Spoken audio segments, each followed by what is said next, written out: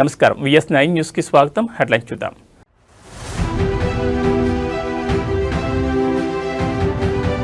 లోక్సభలో కేంద్ర budget 2026-27 bio pharma రంగానికి 10,000 కోట్లు.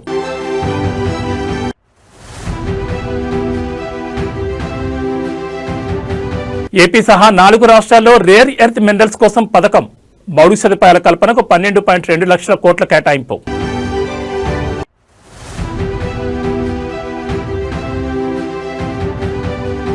అంబటి అరెస్టును ఖండిస్తున్నాం. నల్లపాడు పిఎస్కు వైసీపీ లీగల్ సెల్ న్యాయవాదులు.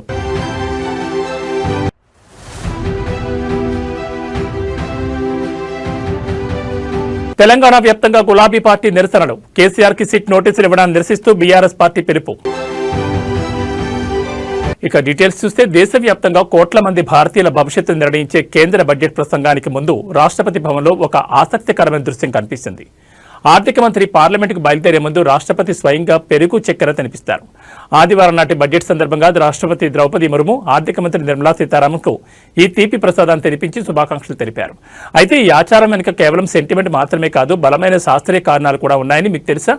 భారతీయ సంస్కృతిలో ఏదైనా ముఖ్యమైన పని మీద బయటకు వెళ్లేటప్పుడు లేదా పరీక్షలు, ఇంటర్వ్యూలకు హాజరయ్యే ముందు పెరుగు చక్కెర తినడం తరతరాలుగా వస్తున్న ఆచారం.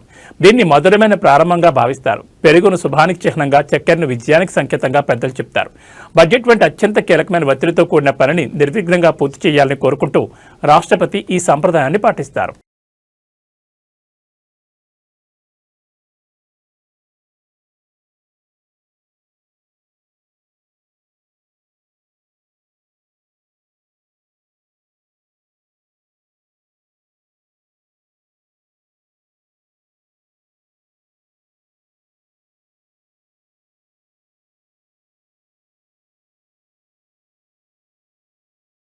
భారత ఆర్థిక వ్యవస్థను ప్రపంచ స్థాయికి తీసుకెళ్లే లక్ష్యంతో కేంద్ర ఆర్థిక మంత్రి నిర్మలా సీతారామన్ నేడు పార్లమెంట్లో కేంద్ర బడ్జెట్ 2026-27 ప్రవేశపెట్టారు. వరుసగా 9వసారి బడ్జెట్ ప్రవేశపెట్టిన మంత్రిగా ఆమె సరికొత్త రికార్డు సృష్టించారు. 75 ఏళ్ల సంప్రదాయాన్ని మారుస్తూ ఈసారి ఆదివారం నాడు బడ్జెట్ ప్రసంగం జరిగింది. ఈ బడ్జెట్ను 3 ప్రధాన కర్తవ్యాల ప్రాతిపదికన రూపొందించినట్లు మంత్రి ప్రకటించారు. ఇందులో ఆర్థిక వృద్ధిని వేగవంతం చేయడం, ప్రపంచ మార్కెట్లతో భారత్ను అనుసంధానించడంతో పాటు యువత, పేదలు, దళితులు, ఆదివాసీల ఆకాంక్షలు నెరవేర్చడం వంటి వాటిని పొందుపరిచారు. దేశాభివృద్ధిలో కీలక మౌలిక సదుపాయాల కల్పన కోసం ప్రభుత్వం ఈసారి రికార్డు స్థాయిలో 12.2 లక్షల కోట్లు కేటాయించింది. గత ఏడాది ఇది 11.2 లక్షల కోట్లుగా ఉండేది. మరోవైపు సెమీ కండక్టర్ టెక్నాలజీలో విప్లవం సృష్టించేలా ప్రకటన చేశారు. ఇందులో సెమీ కండక్టర్ ఇండియా మిషన్ 2.0 కింద చిప్ తయారీలో భారత్ను గ్లోబల్ హబ్గా మార్చేందుకు 40,000 కోట్లు కేటాయించారు. అలాగే రేర్ ఎర్త్ మినరల్స్ సంబంధించి ఆంధ్రప్రదేశ్, కేరళ, ఒడిశా సహా 5 రాష్ట్రాల్లో అరుదైన ఖనిజాల వెలికితీత కోసం ప్రత్యేక పథకాన్ని ప్రకటించారు. అలాగే పరిశ్రమలను విద్యా సంస్థలతో అనుసంధానం చేస్తూ కొత్తగా హైటెక్ టూల్ రూమ్స్ ని ఏర్పాటు చేయనున్నారు. రాబోయే 5 ఏళ్లలో బయోఫార్మా తయారీని ప్రోత్సహించేందుకు 10,000 కోట్లతో కొత్త పథకాన్ని ప్రారంభించారు. Our government's sankalp is to focus on our poor, underprivileged and the disadvantaged.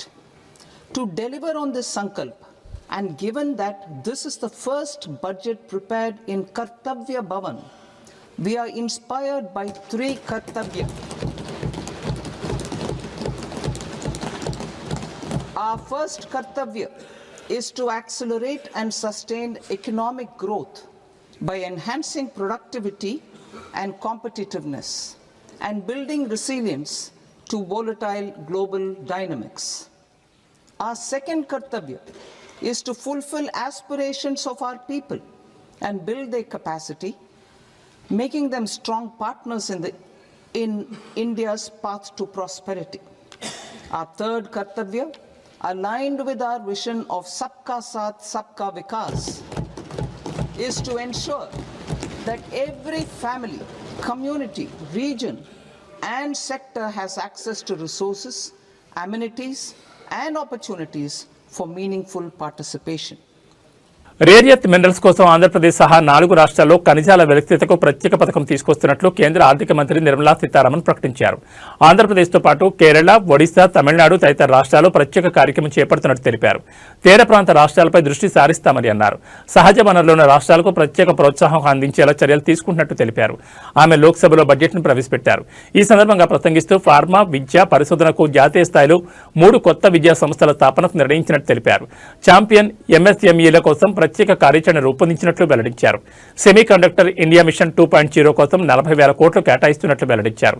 దేశంలో కొత్తగా 3 రసాయన పార్కుల స్థాపన, ప్రపంచ స్థాయి కంటైనర్ ఉత్పత్తి కార్పొరేషన్లకు ఏర్పాటు చేస్తున్నట్టు వెల్లడించారు. జౌళి రంగ విస్తరణ, ఆధునికీకరణ, ఉపాధి దిశగా మరిన్ని అడుగులు వేస్తున్నామని నిర్మలా సీతారామన్ తెలిపారు. మౌలిక సదుపాయాల కల్పనకు 12.2 లక్షల కోట్లు కేటాయిస్తున్నట్టు తెలిపారు. మన జౌళి ఉత్పత్తుల అంతర్జాతీయ బ్రాండింగ్ కోసం ప్రత్యేక కార్యాచరణ, మెగా టెక్స్టైల్స్ పార్కులు, పరిశ్రమలకు విద్యా సంస్థల అనుసంధానం వంటి వాటిని తన ప్రసంగంలో పేర్కొన్నారు. 7 హైస్పీడ్ రైలు కారిడార్లను నిర్మలా సీతారామన్ ప్రకటించారు. 1 పూణే హైదరాబాద్, 2 హైదరాబాద్ బెంగళూరు, 3 హైదరాబాద్ చెన్నై, 4 ముంబై పూణే, 5 బెంగళూరు చెన్నై, 6 ఢిల్లీ వారణాసి, 7 వారణాసి సిలిగురి కారిడార్లను ప్రకటించారు. వారణాసి పట్టణాలలో షిప్ రిపేర్ కర్మాగారాలను ఏర్పాటు చేస్తున్నట్లు ప్రకటించారు. ఉపాధికి పెద్దపీట వేస్తున్నట్టు చెప్పారు. High-speed rail corridors between cities as growth connectors, namely Mumbai to Pune, Pune to Hyderabad, Hyderabad to Bengaluru, Hyderabad to Chennai, Chennai to Bengaluru, Delhi to Varanasi, phone tapping కేసులో మాజీ CM KCR ను SIT విచారణకు పిలవడాన్ని నిరసిస్తూ BRS శ్రేణులు రాష్ట్ర వ్యాప్త ఆందోళన చేపట్టాయి. సిరిసిల్ల జిల్లా బొప్పాపూర్లో సీఎం రేవంత్ రెడ్డి దిష్టిబొమ్మకు కొర్రెతలు తగిలించి దహనం చేశారు. మక్తల్, హైదరాబాద్, నాగర్ కర్నూలు సహా పలు ప్రాంతాల్లో ప్రభుత్వ తీరును నిరసిస్తూ బీఆర్ఎస్ నాయకులు ధర్నాలు నిర్వహించారు. మున్సిపల్ ఎన్నికల వేళ రాజకీయ కక్ష సాధింపు కోసమే కేసీఆర్ ను వేధిస్తున్నారని ఆరోపించారు.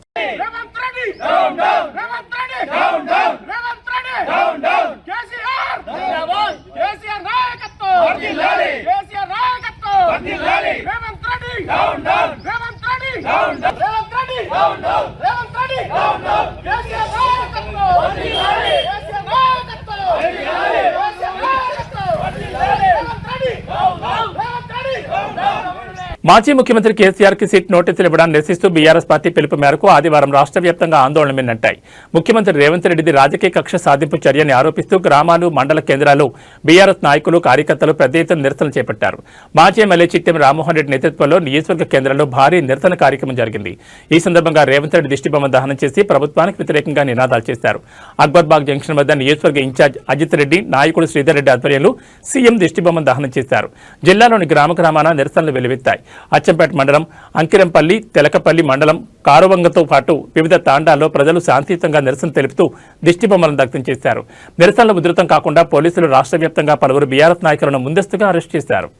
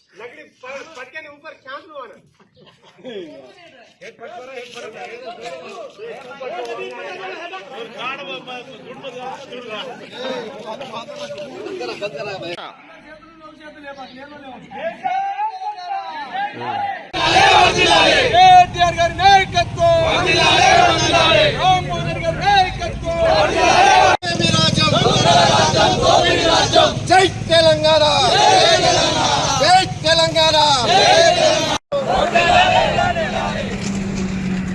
సిగ్గు కేసీఆర్ గారికి రేవంత్ రెడ్డి ప్రభుత్వం నోటీసులు ఇవ్వడమా? సిగ్గు కేసీఆర్ గారికి కాంగ్రెస్ ప్రభుత్వం నోటీసులు ఇవ్వడమా?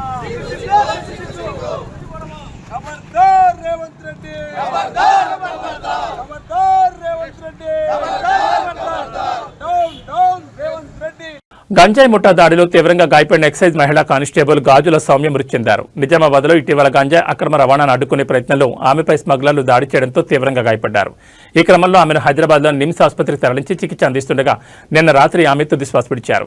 ఇటీవల నిజామాబాద్ నగర శివార్లో అర్ధరాత్రి తనిఖీలు నిర్వహిస్తున్న సమయంలో గంజాయి ముఠా హల్చల్ చేసింది. ఎక్సైజ్ సిబ్బందిని తప్పించుకునే ప్రయత్నంలో స్మగ్లర్లు తమ కారుతో ఎక్సైజ్ సిబ్బందిని ఢీకొట్టారు. ఈ ఘటనలో మహిళా కానిస్టేబుల్ సౌమ్య తీవ్రంగా గాయపడ్డారు. ఘటన అనంతరం అప్రమత్తమైన పోలీసులు స్మగ్లర్ల వాహనాన్ని వెంబడించి 2 నిందితులను అరెస్ట్ చేశారు. వారి వద్ద నుంచి 2 కిలోల గంజాయిని స్వాధీనం చేసుకున్నారు. అరెస్ట్ అయిన నిందితులు నిర్మల్ జిల్లాకు చెందిన వారిగా గుర్తించారు. విధి నిర్వహణలో కానిస్టేబుల్ సౌమ్య ప్రాణాలు కోల్పోవడంతో ఎక్సైజ్ శాఖలో విషాద ఛాయలు అలుముకున్నాయి.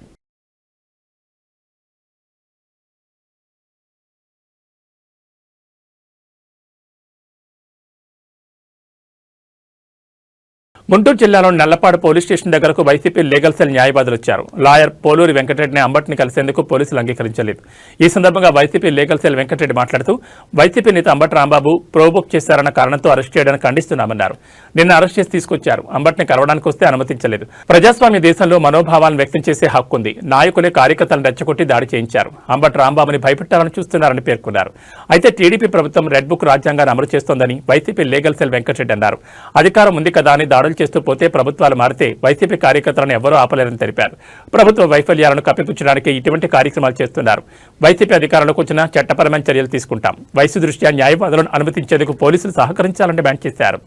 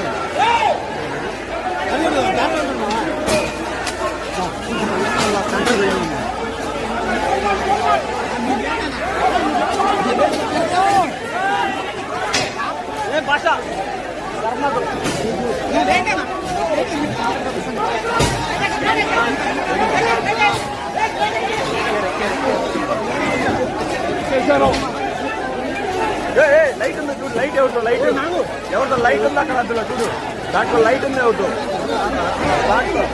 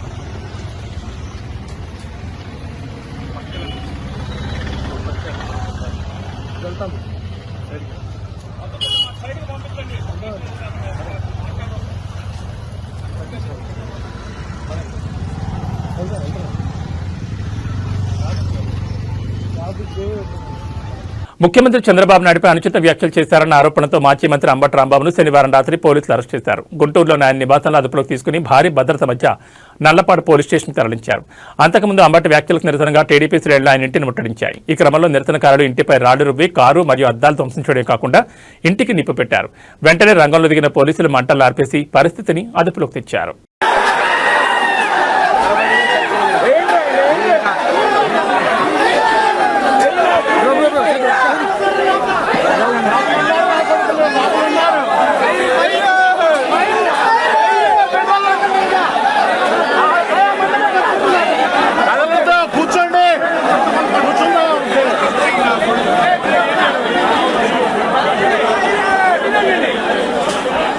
భయం రావాలని చూడండి.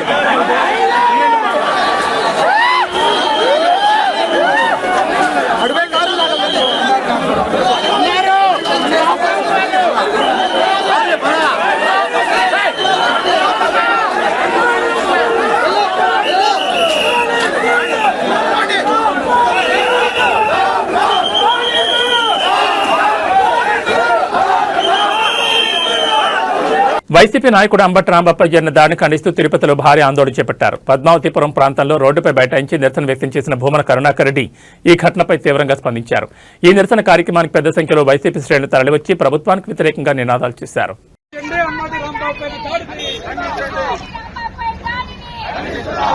ఖండించండి అంబటి రాంబాబు పైన దాడిని, ఖండించండి అంబటి రాంబాబు పైన దాడిని.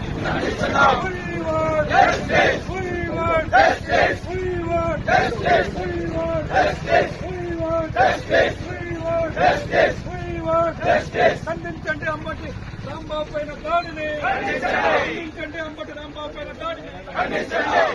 జై జగన్, జై జగన్, జై జగన్, జై జగన్, జై జగన్.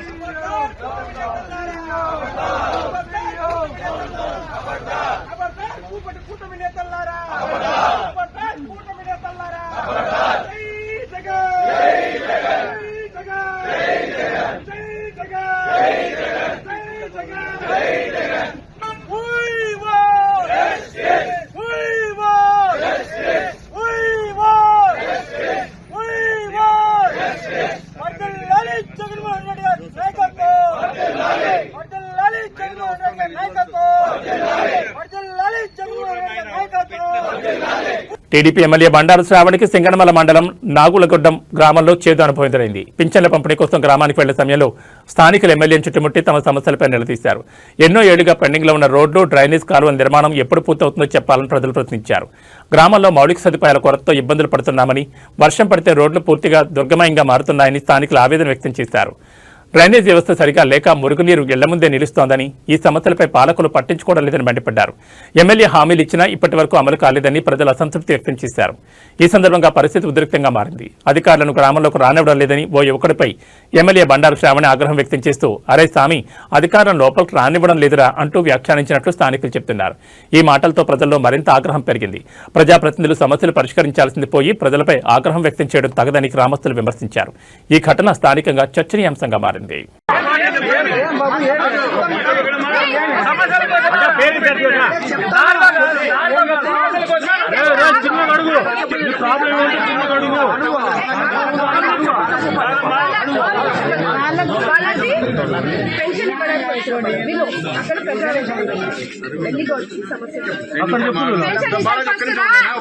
పెన్షన్ అక్కడ మాట్లాడదాము ఓకేనా. ఒక 50-60 ఇండ్ల నుంచి మా ఇంటి దగ్గర అంటే పొలంలోకి మురికి నీళ్ళు వెళ్తున్నాయి. ఆ సమస్య ఎవ్వరు పట్టించుకోవట్లేదు. ఒకసారి మీరు వచ్చి చూడండి. ఫార్మసిస్ట్ కదా, నీ ఊర్లో అన్ని జరిగినాయి. నీకున్న లోకల్ సమస్య వల్ల పని చేయట్లేదు. నేను అధికారుల్ని ఇప్పుడు అందుకే పిలిచినాను. మీరు అక్కడ రండి. మీ ఊరు సమస్య మీకు తెలియదు కాదు. చేయడానికి లోపల రానిట్లేదు.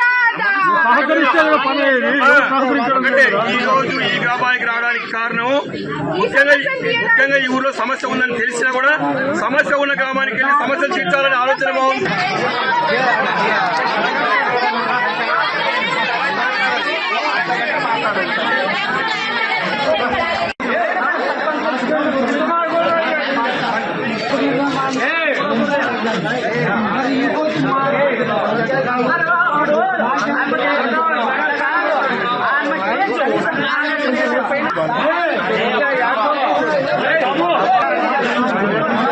తిరుపతిలో టీడీపీ కార్యకర్త మధ్యమత్తులు చేసిన హల్చల్ తీవ్ర కలకలం రేపింది. తిరుపతి బైరాగిపట్టణంలోని కేశవనాయన కుంట వద్ద యశ్వంత్ చౌదరి అనే టీడీపీ కార్యకర్త నడి రోడ్డుపై కారు నిలిపి మద్యం సేవిస్తూ వీరంగం సృష్టించాడు.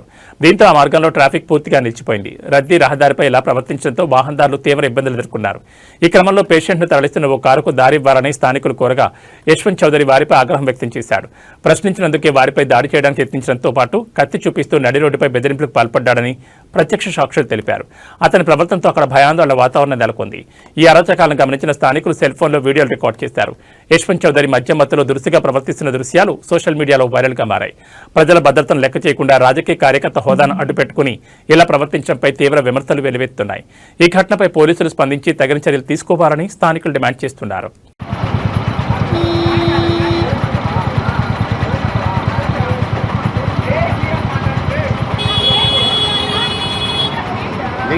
छोटे थे उतर उसका कहानी ఏదో మాట్లాడతాడు వాడు లంజాకొడు కూడా.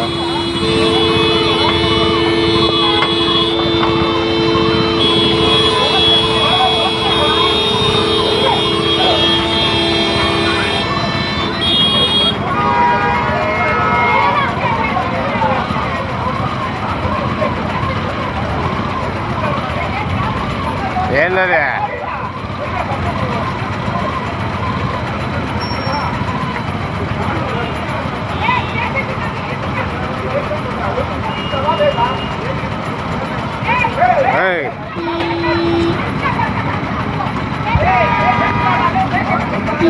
ఆడ హాస్పిటల్కి పోతా ఉన్నారు వాళ్ళు.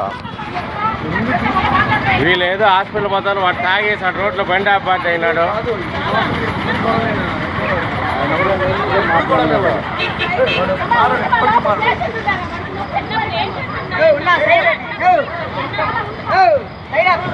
పేషెంట్ ఉన్నాడన్న వదలండి అన్న.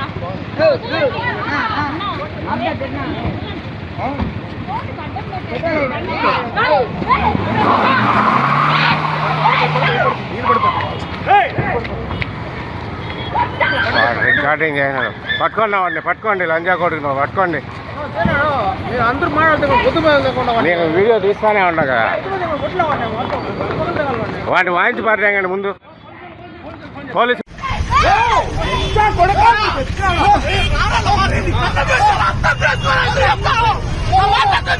కోనసీమ జిల్లాలో తరచూ గ్యాస్ పైప్ లైన్ లీకులు జరుగుతున్నాయి. దీంతో జిల్లాలోని పైప్ లైన్ వ్యవస్థ ఉన్న గ్రామాల ప్రజలు బిక్కుబిక్కుమంటూ జీవిస్తున్నారు. ఇటీవలే మలికిపురం మండలం ఇరుసుమండలో గ్యాస్ బ్లోఅవుట్ జరిగింది. దాన్ని ఆర్పేందుకు రోజుల పాటు ఓఎన్జీసీ అధికారులు, విపత్తు నివారణ సిబ్బంది, జాతీయ స్థాయి నిపుణులు ఇబ్బంది పడ్డారు. అయితే మరోసారి మలికిపురం మండలంలో ONGC gas pipe line leak అయింది. మండలంలోని తూర్పుపాలెంలో గ్యాస్ లీక్ అవడంతో గ్రామస్తులు తీవ్ర ఆందోళనకు గురయ్యారు. అయితే ఈసారి సిబ్బంది అప్రమత్తంగా ఉన్నారు. పైప్ లైన్ నుంచి గ్యాస్ లీకేజీని అరికట్టడానికి తక్షణ చర్యలు తీసుకుంటున్నారు. ప్రజలను కూడా అప్రమత్తం చేస్తూ వారిని సురక్షితంగా ఉంచేందుకు అన్ని చర్యలను అధికారులు చేపడుతున్నారు.